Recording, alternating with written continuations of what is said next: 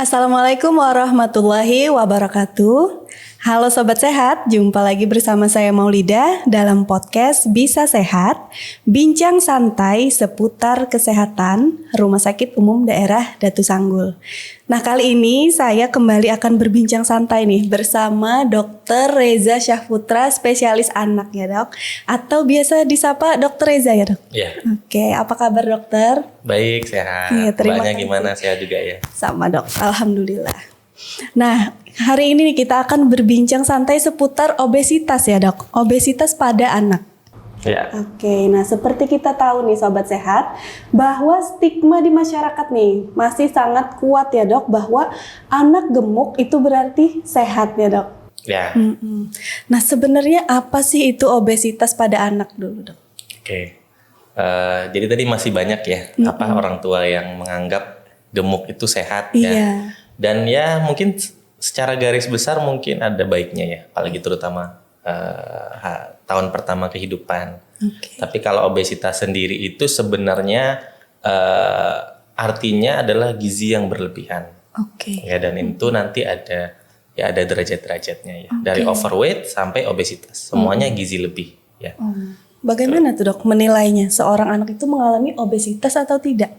Oke, jadi kalau obesitas itu kita tidak bisa semata-mata hanya melihat misalnya anaknya gemuk atau gendut saja sebagai obesitas ya. Jadi kalau pada anak itu maupun dewasa juga ya, kita menggunakan berat badan dan tinggi badan anak. Oke. Gitu. Jadi kalau misalnya berat badannya nanti terlalu berlebihan dibanding tinggi badannya anak saat itu, kita memakai grafik ya, WHO atau CDC.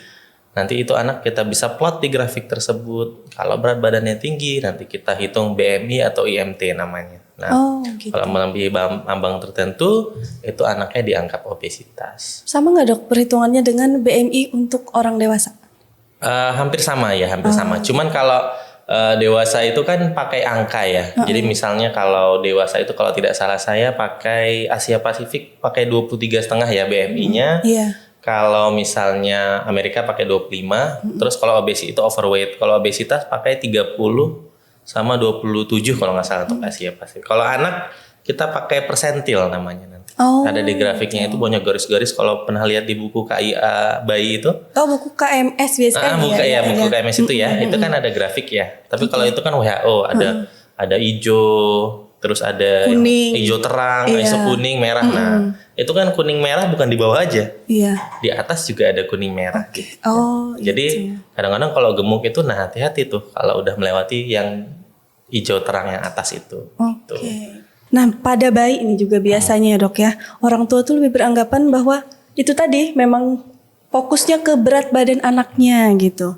Nah, apa sebenarnya bayi itu juga bisa mengalami obesitas dok? Ya. Ya, pada bayi itu kita anggap bayi di bawah 1 tahun ya. Betul. Ya, di bawah 1 tahun itu bisa obesitas ya. Oh, bisa juga. Terutama yang tidak diberi ASI. Oke. Gitu ya. Susu formula itu kan susu sapi, terus kalorinya itu tidak dikontrol oleh bayinya sendiri. Kalau ASI itu kan yang kontrol bayinya. Saat dia menetek, dia kenyang, dia berhenti. Saat dia lapar, dia akan menetek, berhenti lagi. Jadi kalau pada anak yang konsumsi ASI 6 bulan pertama itu jarang sekali obesitas. Gitu. Ya, dan biasanya pun kalau misalnya dia ke garis atas pun, biasanya nanti 6 bulan pas mulai makan akan turun. Tapi kalau susu formula, karena kadang-kadang orang tuanya merasa anaknya ditambah-tambah terus, nggak dikontrol kalorinya, nah itu. Dan anaknya nerima terus ya? Nah, anaknya nerima terus, soalnya kan enak ya, kadang-kadang dia suka rasanya. Gitu. Ada beberapa juga merek yang mungkin susu formulanya gulanya tinggi, jadi anak agak apa ya, kecanduan ya, atau jadi suka rasa manisnya. Gitu. Jadi makin banyak makannya, makin banyak minumnya, terus obesitas. Biasanya di bawah 1 tahun tuh bahkan makannya sedikit. Susunya itu bisa sampai 10 kali gitu ya. Ah iya benar. Tapi sebenarnya ada batasan berarti ya untuk konsumsi susu. Ya, jadi kalau konsumsi susu itu tergantung usia lagi. Kalau 6 bulan ke bawah kan semuanya minum ya. Iya, full. Jadi ya kurang lebih di bawah 6 bulan itu anak 8 sampai 10 kali sehari ya minum susunya. Terus ya volumenya diatur ya. Kurang lebih 100 sampai 120 mili usia 6 bulan. Nanti 6 bulan ke atas selesai dikurangin tuh 6 kali, 9 bulan mungkin 5-4 kali. Pas usia 1 tahun seharusnya sudah minum susu itu kurang lebih 3-4 kali maksimal sehari. Ya, gitu. bahkan bisa 2 kali saja kalau minumnya 200-an gitu. Seharusnya makan lebih banyak gitu. Iya, tapi kalau pengalaman sebagai ibu nih dok, memang masa kritis itu pada saat MPASI itu. Iya. Kalau anaknya sulit makan, kurang makan, andalannya pasti susu. Nah itu salah satu kendala juga. Tapi biasanya kalau masa kritis itu lebih ke berat badan nggak naik ya biasanya Iya, ya. biasanya. Iya. Tapi kadang-kadang karena anaknya suka susunya banyak ya banyak juga sih yang berat badannya naik. Kurang lebih kalau bayi di bawah 1 tahun itu hampir 10% ada yang mengalami overweight sampai obesitas. Apalagi kalau pakai dot ya dok? Kalau pakai dot ya hampir sama lah. Nah, maksudnya dibanding apa?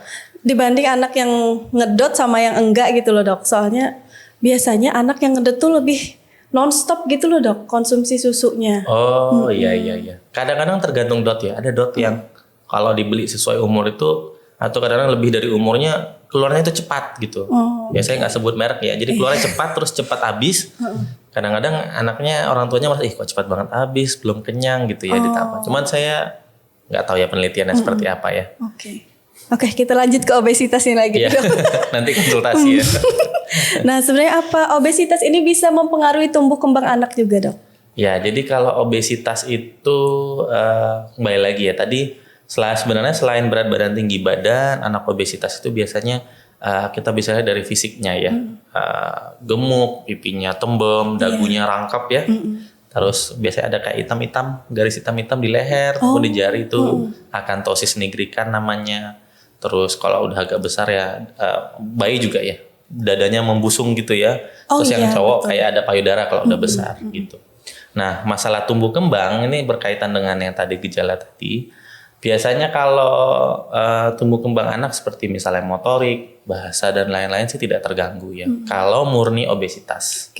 Ya, jadi obesitas itu tadi ya anak gemuk, fisiknya kelihatan gemuk, sebagian besar akibatnya adalah masalah nutrisi. Gitu. Kelebihan jadi bukan berlebihan aja, tidak balance. Gitu. Jadi pemasukan dengan pengeluaran itu jauh berlebihan yang pemasukan, gitu. Ya, nah tapi ada 10% anaknya obesitas itu bukan karena nutrisi, jadi ada penyakit yang di bawahnya itu. Nah, kalau ada penyakit yang menyertai yang menyebabkan obesitas, biasanya bisa keterlambatan perkembangan. Contoh misalnya hipotiroid atau gondokan ya, kekurangan hormon tiroid.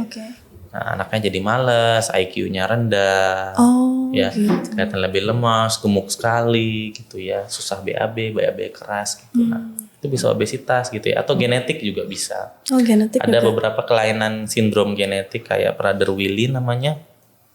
Itu sudah dari lahir udah predisposisi dia akan menyetor lemaknya di lebih banyak dan obesitas ya, biasanya fiturnya gitu. Tapi kalau yang biasa anaknya cerdas-cerdas aja ya. Yang murni obesitas. Yang murni obesitas anaknya perkembangannya baik-baik saja. Cuman satu ya, kalau tumbuh kembang perkembangan pada pra-remaja, kalau perempuan biasanya mereka menstruasi dini.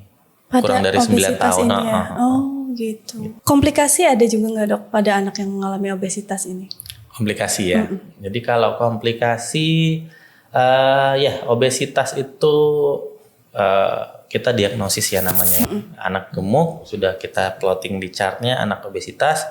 Setelah itu kita apa sih yang kenapa sih dok? Biarkan aja lah kan gemuk ya, kan nggak apa-apa, lucu ya, gembul ya, gembul gendat ya, enak dicubit-cubit gitu ya. Tapi kan ada bahayanya. Nah bahayanya ini yang kayaknya orang masyarakat awam kadang tidak aware ya.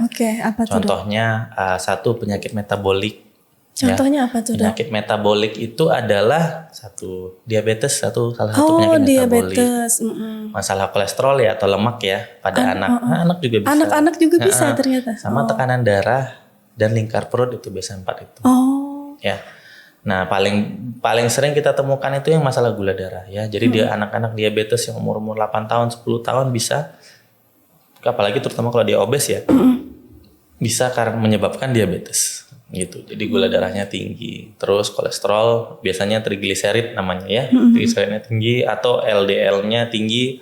Atau kalau pernah dengar lemak jahat, lemak baik, ya lemak baiknya rendah sekali, jadi dia lemak baiknya kurang gitu ya. Tapi kan dok nggak masalah, biasanya orang bilang ya kan masih kecil, nggak apa-apa nanti sehat. Nah ini masalahnya, dokter anak kan cuma sampai 18 tahun. Setelah itu anak itu akan dirawat oleh dokter penyakit dalam. Nah, disitulah biasanya seringnya masalah-masalah muncul. Gitu ya. Nah, selain metabolic syndrome ya komplikasi lain lebih ke PD ya. Anak jadi nggak PD, kadang sering dibully. Berarti ya. Psikologis sering dibully. Cemas dan depresi lebih meningkat di kalangan anak-anak overweight obesitas. Terus nggak bisa ikut olahraga biasanya ya. Nah, itu ini siklusnya ya, dok, berulang lagi gitu seperti itu. Terkait faktor nih tadi dok, penyebab obesitas tadi ya? Iya, jadi tadi kan penyebab obesitas itu selain kita bahas di luar genetik sama yang penyebab lain ya penyakit ya. Jadi ada 3 ya, kelebihan nutrisi ya, jadi makan kebanyakan. Kurang pengeluaran, jadi kurang aktivitas. Yang ketiga lifestyle ya, lifestyle yang sedentary, cuma duduk-duduk saja maksudnya.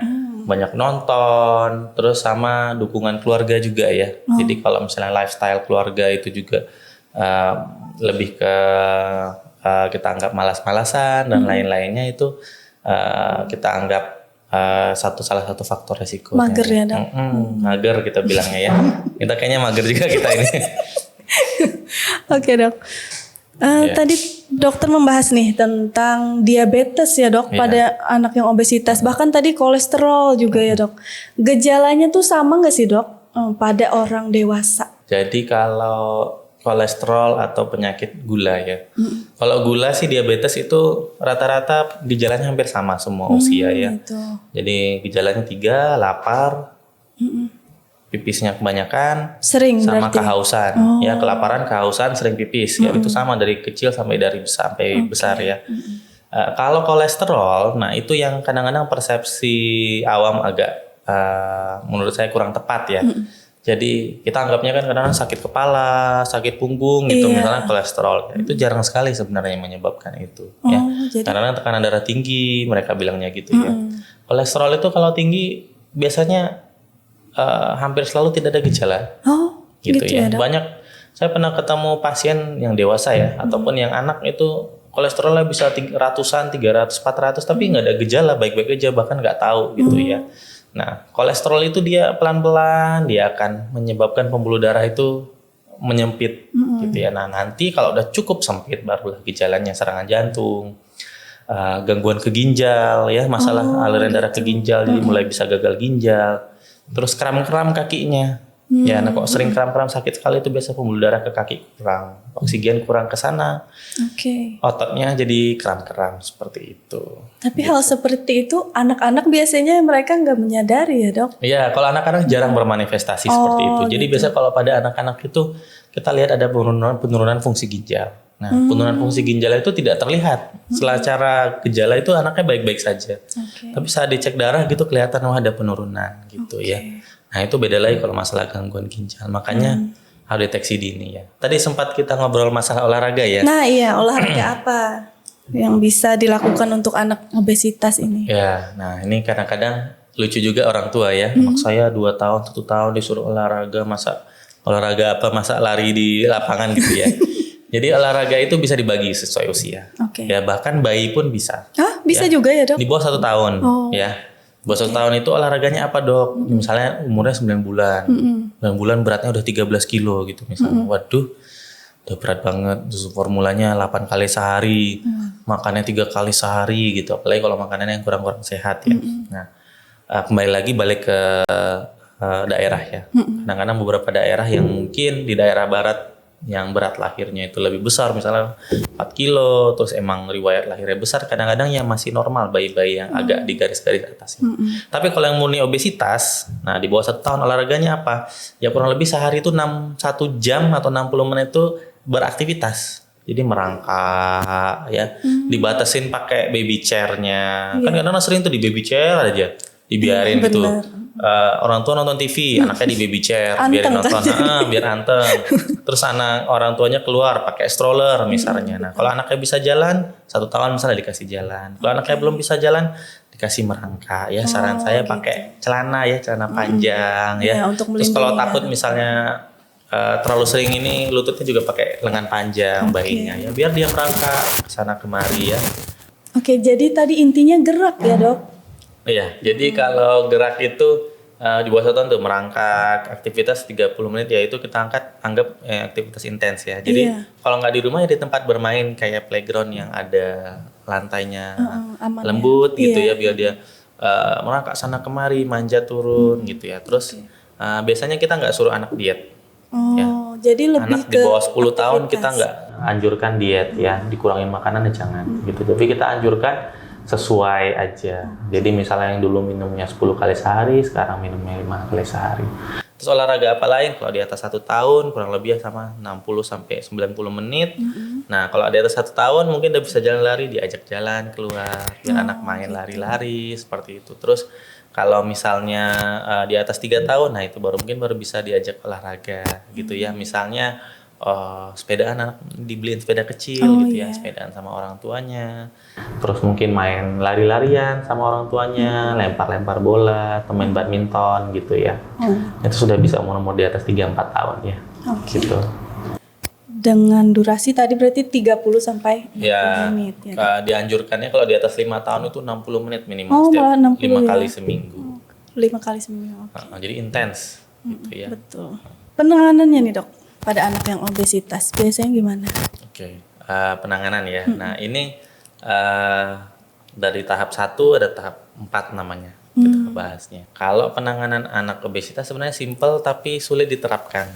Ya. Betul dok. Kan orang bilang lah kan tinggal diet ya, tapi kan susah ya tinggal diet. Sangat. Ya. Jadi yang kita anjurkan apa sebenarnya ya? Jadi perubahan lifestyle yang bersamaan. Gitu. Ya. Jadi misalnya nih, nggak usah anak kecil, dewasa aja.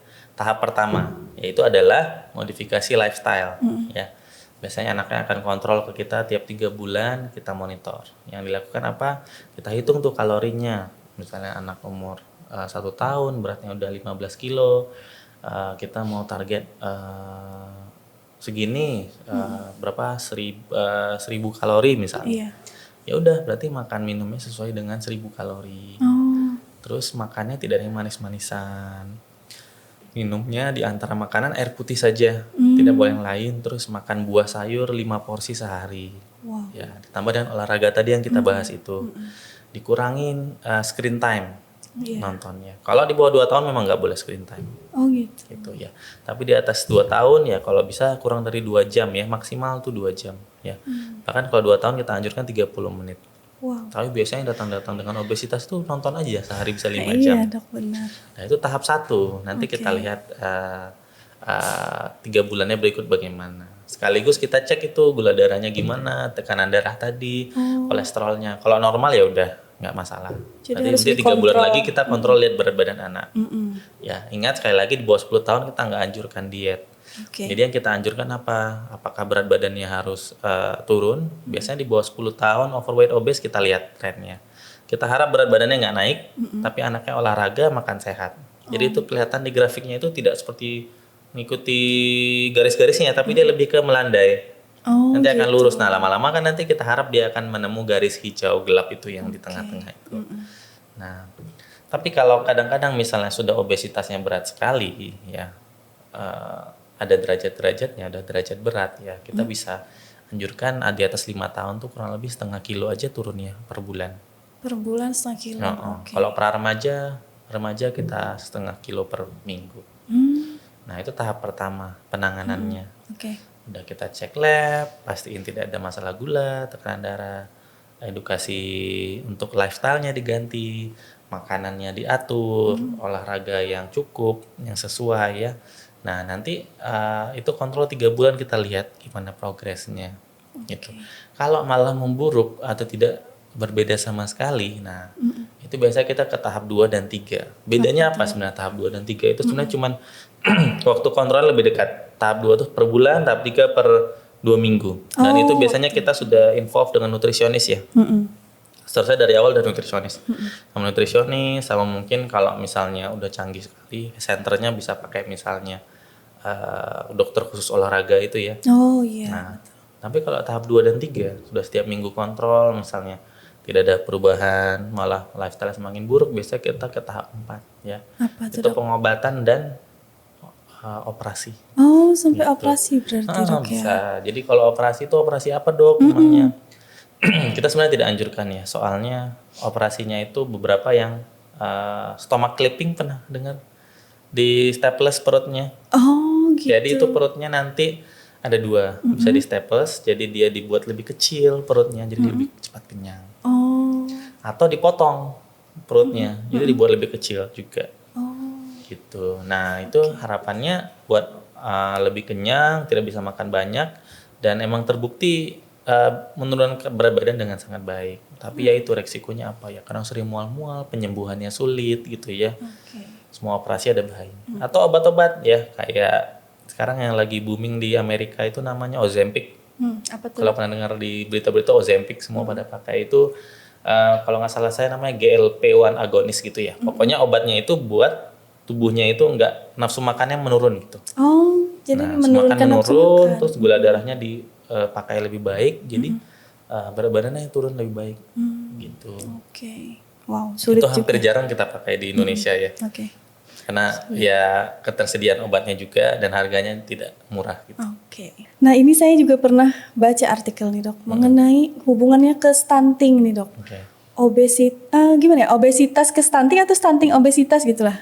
Ya, jadi seringnya stunting ke obesitas. Oke. Anak yang stunting dulu berarti nantinya beresiko ya, Dok, Ya. mengalami obesitas. Kalau misalnya obesitas ke stunting sangat jarang. Oke. Ya, soalnya anak obesitas kan kelebihan nutrisi ya. Biasanya tinggi badannya bagus, kecuali dia ada kelainan yang tadi kita bahas kayak tiroid, masalah tiroid itu pendek-pendek anaknya. Oh, oke. Tapi kalau masalah nutrisi murni biasanya dia stunting dulu. Baru obesitas. Obesitas, Gimana ya. tuh, Dok? Nah, stuntingnya dibahas. Kan stunting nanti ada episode, udah ada ya episode stunting ya? Ada. Udah. Stunting itu kan ada yang stunting karena nutrisi, ada stunting karena mungkin keluarganya pendek misalnya. Iya. Ya, kita anggap sampai 2 tahun ya. Ada beberapa anak yang mengikuti grafik orang tuanya. Misalnya ibunya 140, 145 cm. Anaknya kemungkinan akan mengikuti pola itu, ya. Yang penting kita monitor udah maksimal nutrisi tetap pendek, oh jangan-jangan ini keturunan gitu. Nah, kalau sudah keturunannya pendek, artinya berat badan untuk tinggi badan anak itu akan lebih rendah dibanding berat badan anak lain. Bayangkan misalnya anak Mbak tingginya A misalnya, anak saya tingginya di bawah itu B, tapi saya iri, aduh anaknya tetangga itu gemuk sekali ya, katanya beratnya 12 kilo, masa anak saya kalah, saya juga mau 12 kilo gitu misalnya. Nah saya kejar lah berat badan anak saya nih, dan anak saya udah 12 kilo, terus lah, tapi dilihat karena dia pendek, kelihatan gemuk sekali. Iya, betul. Nah gendut, nah itu kita plotin nanti udah menjadi obesitas. Nah makanya anak-anak yang stunting, yang anak-anak yang pendek itu harus hati-hati ya, bisa lebih beresiko untuk terjadinya obesitas. Satu karena pendek, terus kepercayaan orang tua yang anaknya harus gemuk ya, jadi dikit gemuk aja anaknya udah kelihatan gendut ya, dan bisa tergolong overweight atau obesitas gitu. Kalau misalnya stunting sama obesitas ya, biasanya kita harus lihat ya, kita pastiin dulu itu benar karena nutrisi atau kelainan medis ya, karena soalnya tadi yang saya bilang kalau murni nutrisi tidak stunting. Jadi kalau anaknya stunting obesitas, kita harus cek tiroidnya normal atau tidak, apakah ada penyakit lain gitu ya. Kalau nggak ada ya mungkin emang karena keturunan gitu ya. Oke. Nah, kita lanjut ke mitos dan fakta nih, Dok. Ya. Oke, yang pertama nih. Anak yang lahir BBLR beresiko mengalami obesitas. Mitos atau fakta tuh, Dok? Fakta. Oh, benar ya, Ya. Dok? Oh. Tapi ya harus kita lihat datanya ya. Jadi anak-anak BBLR itu dari penelitian, udah banyak penelitiannya, emang lebih beresiko untuk terjadi obesitas ya. Ada salah satu teori, ada beberapa teori ya. Yang pertama adalah karena anaknya BBLR, apalagi kayak di bawah 2 kilo ya, biasanya itu sering dikasih namanya formula BBLR ya. Oh, Susu formula BBLR. Nah itu kan tinggi kalori ya. Nah jadi itu kadang-kadang kita lupa untuk diganti switch ke formula yang biasa. Jadi anaknya keterlanjutan sampai usia 6 bulan masih pakai formula BBLR. Jadi akhirnya itu naiknya pesat sekali. Padahal formula BBLR itu khusus untuk anak yang bayi-bayi BBLR, kalorinya lebih padat ya. Jadi seharusnya di stop saat anaknya udah mendekati ya, udah mendekati normal gitu misalnya. Itu yang satu. Yang kedua, memang dari penelitiannya anak-anak BBLR atau ya BBLSR di bawahnya itu mereka meningkat, ada lebih banyak hormon leptin namanya ya. Jadi ini bikin lapar ya. Gitu. Hormon leptin, terus lebih banyak resistensi insulin yang mengalami ke arah DM ya. Jadi kalau DM itu resistensi insulin kita bilang itu yang menyebabkan lapar terus. Ya, jadi insulinnya kurang. Insulin itu yang menyimpan gula darah. Jadi kalau gula darah nggak bisa disimpan, tubuh merasa kurang gula darah. Jadi pengen makan lagi terus gitu. Nah itu makanya anak-anak BBLR kadang di kemudian hari lebih banyak mengalami obesitas gitu. Berarti memang harus menjadi perhatian ya. Ya harus menjadi khusus, dimonitor ya. Yang kedua nih dok, mitos atau fakta obesitas dipengaruhi faktor genetik atau keturunan? Ya, nah ini fakta sekali ya. Fakta juga. Fakta juga. Obesitas itu tidak ada di genetik salah satu ya. Contoh misalnya pernah dengar sindrom Down ya. Iya. Down syndrome itu kan itu trisomi 21 dok, genetiknya di masalah di gen 21-nya nomor 21. Tapi kalau obesitas itu kita bilangnya epigenetik. Apa itu dok epigenetik? Dokter nih canggih-canggih banget gitu. Betul. Jadi epigenetik itu adalah keturunan yang kita tidak bisa lihat secara di gen yang mana. Oh, di gen nomor ini ada obes nih, wah. Kamu obes akan keturunan enggak. Gitu. Jadi epigenetik itu ada perubahan-perubahan gen yang tidak terlalu jelas. Tetapi jika salah satu orang tuanya itu obes, anaknya 30% kemungkinan obes. Gitu. Kalau dua-duanya obes, 90% anaknya obes. Wow. Gitu. Nah, jadi ya orang tuanya juga harus diperiksa ya, BMI-nya ya pastiin tidak obes ya. Kan tadi ya kalau kita Asia Pasifik obesitas di atas 28 gitu ya. Kalau misalnya tinggi badan kayak saya 180 kurang lebih berat badan 110, 105 kilo itu udah obesitas di atas itu ya. Terus selain itu mungkin ada sindrom-sindrom yang tadi saya jelaskan karena bisa keturunan juga bikin obesitas. Jadi itu fakta ya dok? Iya faktanya. Nah terakhir nih dok, mungkin ada pesan buat sobat sehat semua dok? Ya, pesan saya adalah hiduplah dengan lifestyle yang sehat, yang pasti dibuat sesuai dengan lingkungan masing-masing ya. Hati-hati mengikuti tren-tren. Ya ini tadi belum kita bahas ya. Satu lagi ya. Faktor resiko ya kenapa obesitas akhir-akhir ini meningkat ya. Betul. Sosial media sama ketersediaan makanan cepat saji. Terus sama COVID ya. Sosial media itu ya banyak sekali makanan-makanan enak ya. Apalagi yang mie Korea itu ya dikasih keju, dikasih susu, dikasih ini, makan itu setiap hari. Wah enak banget ya? Double tambah telur lagi, enak ya. Cuman ya bahaya itu makanan cepat saji ya. Sekarang di setiap tempat pasti ada fried chicken lokal ya, bahkan di kota-kota kecil pun. Yang ketiga pandemi ya, pandemi itu sempat meningkat kurang lebih 1% angka overweightnya. Kenapa? Di rumah terus, screen time saja. Gitu. Ya, jadi maksud saya tadi hidup gaya sehat sesuai lingkungan masing-masing. Hati-hati mengikuti tren-tren diet sehat yang dianjurkan oleh misalnya influencer atau yang lain yang dari luar. Itu misalnya, ya saya nggak mau diet, nggak bisa diet soalnya itu tuh si yang dokter sehat itu dia dari Malaysia, dia makanannya makan ini itu ya. Misalnya harus pakai olive oil, harus pakai ini itu gitu ya. Ya nggak harus ya. Sehat itu kadang-kadang persepsinya adalah untuk sehat adalah mahal, enggak ya. Yang penting jaga porsi ya. Hati-hati dengan yang makanan goreng-gorengan. Sayur kita banyak, direbus bisa. Kurangi garam. Olahraga yang cukup ya, sesuai dengan kesukaan masing-masing olahraganya ya. Kalau suka fitness, ya fitness terus ditambah aerobik dikit. Kalau aerobik cuman lari 2 kali seminggu ditambah fitness gitu misalnya. Suka berenang nggak apa-apa, berenang ya 5 kali seminggu gitu ya. Screen time-nya dikurangin ya. Soalnya lebih banyak screen time biasanya pengennya mageran, rebahan. Benar, gitu. Dan jika khawatir misalnya anaknya gemuk, kelihatan gendat sekali ya, atau gembul sekali sampai mengkhawatirkan kadang-kadang iya ya anaknya kayak roti sobek ya. Nah, mungkin kalau khawatir obes atau tidak atau overweight bisa bawa ke berobat di kami di Datu Sanggul di Polianak. Nanti kita akan plotkan bersama dan memang jika overweight nanti kita bisa diskusi plan dan strateginya seperti apa ya. Gitu. Ya baik, terima kasih Dr. Reza sudah berbagi ilmu dan pengetahuan nih bersama Sobat Sehat semuanya. Semoga perbincangan kita hari ini memberi manfaat ya dok buat kita semua. Dan untuk Sobat Sehat, terima kasih juga telah menyaksikan Bincang Santai sampai selesai. Jangan lupa untuk menyaksikan podcast Bisa Sehat yang selanjutnya yang tentunya tidak kalah menarik dengan hari ini. Dan jangan lupa untuk subscribe channel YouTube Rumah Sakit Umum Daerah Datu Sanggul dan berikan like serta komennya. Baiklah, saya Maulida pamit undur diri. Wassalamualaikum warahmatullahi wabarakatuh. Assalamualaikum warahmatullahi